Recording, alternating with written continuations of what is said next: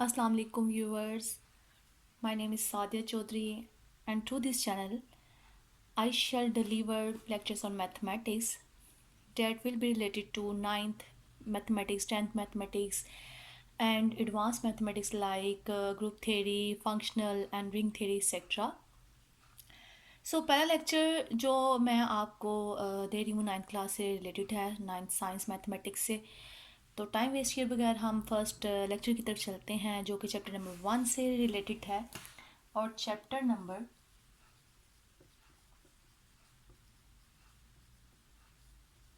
1 का नेम है matrices and determinants.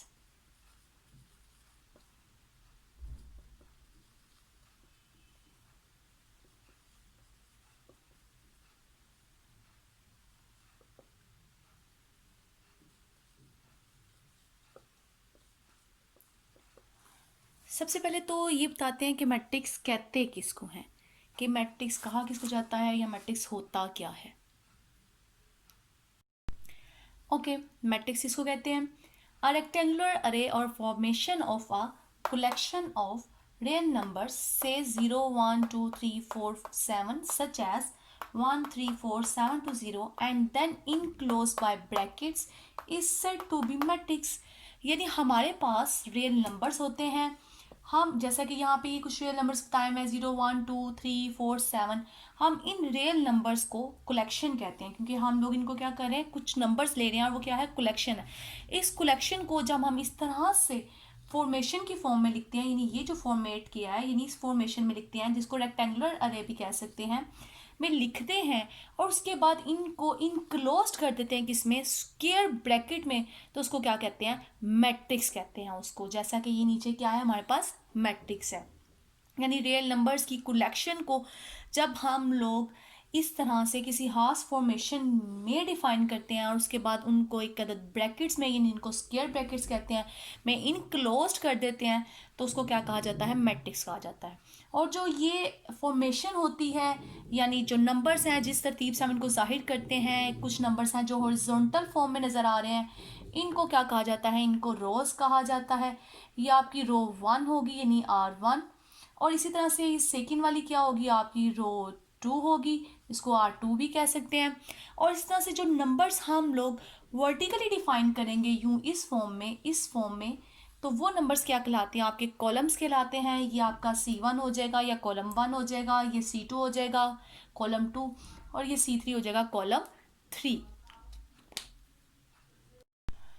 Order of a matrix. अभी मैंने आपको मैट्रिक्स की डेफिनेशन बताई है कि मैट्रिक्स कहते किसको हैं। अब उसमें हमने आपको बताया था कि जो नंबर्स हॉरिजॉन्टली रिप्रेजेंट किए जाते हैं वो रोज कहलाते हैं और जो वर्टिकली किए जाते हैं उनको कॉलम्स कहते हैं। वही नंबर एंड जो number of rose and number of columns हैं बेसिकली वो क्या करती हैं, वो ऑर्डर ऑफ अ मैट्रिक्स को क्या करती हैं, डिफाइन करती हैं।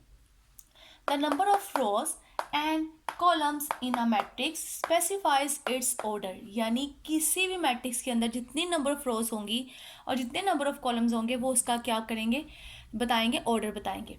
If a matrix has m रोज, यानी उसमें m नंबर ऑफ रोज हैं एक मैट्रिक्स में, एंड n कॉलम्स और n कॉलम्स हैं, then matrix is said to be of order m by n। तो उस मैट्रिक्स का जो ऑर्डर होगा वो क्या कहलाएगा, m बाय n। जैसे फॉर एग्जाम्पल आपके पास एक मैट्रिक्स है m जिसकी एंट्रीज क्या है 1 2 3 1 0 एंड 2। अगर देखा जाए हॉरिजॉन्टली तो इसकी नंबर ऑफ रोज कितनी है, R1 एक, इस तरह से दूसरी रो क्या आ जाएगी R2, और नंबर ऑफ कॉलम्स कितने हैं C1, इसी तरह से क्या है C2, इसी तरह से क्या है C3। यानी इसमें 2 रोज हैं एंड 3 कॉलम्स हैं, तो ऑर्डर ऑफ m हमारा क्या बन जाएगा, m बाय n। m क्या है, नंबर ऑफ रोज जो कितनी है 2, और n क्या है, नंबर ऑफ कॉलम्स जो कितने हैं 3। तो ऑर्डर क्या बन जाएगा 2 बाय 3। इस तरह से हम किसी भी मैट्रिक्स का क्या लिख सकते हैं, ऑर्डर लिख सकते हैं। नेक्स्ट हम नेक्स्ट डेफिनेशन की तरफ चलते हैं। इक्वल मैट्रिक्स की डेफिनेशन है two matrix are said to be equal, हमारे पास दो मैट्रिक्स हैं और वो दो मैट्रिक्स आपस में इक्वल कब होंगे, इफ एंड ओनली इफ। तो इसके लिए दो कंडीशंस हैं जिनका सेटिस्फाइड होना ज़रूरी है। अगर वो दोनों मैट्रिक्स उन दो कंडीशंस को सेटिस्फाइड कर देते हैं तो देन वो दोनों मैट्रिक्स क्या होंगे, इक्वल, अदरवाइज वो इक्वल नहीं होंगे। फर्स्ट क्या है, order of first matrix is equal to order of second matrix, and second condition क्या है, their corresponding entries are equal. यानी मतलब क्या है कि अगर हमारे पास टू मैट्रिक्स हैं, लाइक एक मैट्रिक्स ए है और एक मैट्रिक्स क्या है, बी है, वो दोनों इक्वल कब होंगे, जब मैट्रिक्स ए का ऑर्डर मैट्रिक्स बी के ऑर्डर के क्या होगा, इक्वल होगा, और मैट्रिक्स ए और बी की दोनों की कॉरस्पॉन्डिंग एंट्रीज क्या होंगी, इक्वल होंगी, तभी वो दोनों मैट्रिक्स क्या होंगे, इक्वल, अदरवाइज नहीं। जैसा कि एक एग्जांपल लिखते हैं हम लोग यहाँ पे। एक एग्जांपल क्या है, हमारे पास एक मैट्रिक्स है 1 -4 3 एंड 2, एंड इसी तरह से हमारे पास एक दूसरा मैट्रिक्स है 1 -4 2 + 1 एंड 4 -2। अगर हम देखें इस मैट्रिक्स ए को, इस मैट्रिक्स ए का ऑर्डर क्या है, 2/2, क्योंकि इसकी कितनी रोज हैं, 1 and 3 एक रो बन गई, -4 and 2 सेकेंड रो बन गई, 1 and -4 फर्स्ट कॉलम बन गया, 3 and 2 सेकेंड कॉलम बन गया। यानी इस मैट्रिक्स का ऑर्डर क्या हो गया, 2/2। और यहाँ पे 1 and -4 आपकी फर्स्ट कॉलम बन गया, 2 + 1 and 4 - 2 आपका सेकंड कॉलम बन गया। इसी तरह से 1 and 2 + 1 फर्स्ट रो बन गई, -4 and 4 - 2 क्या होगी, सेकंड रो बन गई। तो बी का भी ऑर्डर क्या है आपका, 2/2, यानी ए का ऑर्डर भी क्या है, 2/2, बी का ऑर्डर भी क्या है, 2/2। अब इस एग्जाम्पल के मुताबिक आपके यानी दोनों मैट्रिक्स का ऑर्डर क्या है, सेम। फर्स्ट कंडीशन क्या हो गई है, फुलफिल। अब हम सेकंड कंडीशन की तरफ आते हैं कि क्या सेकंड कंडीशन इसकी फुलफिल होती है कि नहीं, उनके यानी एलिमेंट सेम है या नहीं। जैसा कि फर्स्ट कॉरस्पॉन्डिंग एंट्रीज की बात करें, यहाँ फर्स्ट एलिमेंट है, यहाँ पे भी क्या है, फर्स्ट एलिमेंट है। यहाँ पे 3 है तो 2 + 1 भी क्या होगा, 3 ही होगा। यहाँ -4 है तो यहाँ भी क्या है, -4 है। और यहाँ 2 है तो यहाँ क्या है, 4 - 2, यानी यहाँ से भी हमारे पास क्या आएगा, आफ्टर सब्ट्रैक्शन 2 ही आएगा। तो दोनों मैट्रिक्स की कॉरस्पॉन्डिंग एंट्रीज भी सेम है, सो ये दोनों मैट्रिक्स क्या है, आपस में इक्वल है। यानी ए मैट्रिक्स किसके इक्वल है, बी मैट्रिक्स के इक्वल है। अब इस तरह से हम लोग एक और सेकेंड एग्जाम्पल लेते हैं कि हमारे पास एक एल मैट्रिक्स है 2 -1 3 and 2, और एक हमारे पास क्या है, एम मैट्रिक्स है, और एम मैट्रिक्स की जो एंट्रीज हैं वो क्या है हमारे पास, 2 -1 3 एंड -2। अगर देखें तो इन दोनों मैट्रिक्स के जो ऑर्डर हैं वो क्या है, सेम है।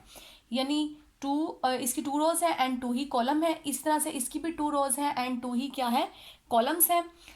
लेकिन अब एंट्रीज की तरफ चलते हैं, यहाँ पे 2 है, यहाँ पे भी 2 है, यहाँ पे 3 है तो यहाँ पे भी 3 है, दोनों की सेम पोजीशन पे सेम एंट्रीज हैं यहाँ तक। तो यहाँ पे -1 है, यहाँ भी क्या है, -1 है।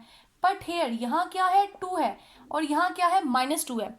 2 एंड -2 आपस में इक्वल नहीं होते। सो ये वाली जो एक लास्ट वाली एंट्रीज है, ये इस लास्ट वाली एंट्री के इक्वल नहीं है। सो एल वाला जो मैट्रिक्स है वो एम वाले मैट्रिक्स से इक्वल नहीं है, क्योंकि ये सेकेंड वाली कंडीशन क्या कर रहा है, फुलफिल नहीं कर रहा। इसी तरह से कुछ मैट्रिक्स में ऐसी पॉसिबिलिटीज भी हैं कि वहाँ पे ऑर्डर सेम ना हो लेकिन उनकी एंट्रीज सेम हो। इसी तरह से हमारे पास कुछ केसेस ऐसे भी हो सकते हैं जिसमें ऑर्डर ही सेम नहीं करता मैट्रिक्स का, तो तब भी मैट्रिक्स क्या होंगे, इक्वल नहीं होंगे। यहाँ तक मैंने आपको फर्स्ट लेक्चर में बताया कि मैट्रिक्स को कहते हैं, इक्वल मैट्रिक्स क्या होते हैं, और इसके अलावा ऑर्डर ऑफ अ मैट्रिक्स क्या होता है, ये मैंने आपको एक्सप्लेन किया है।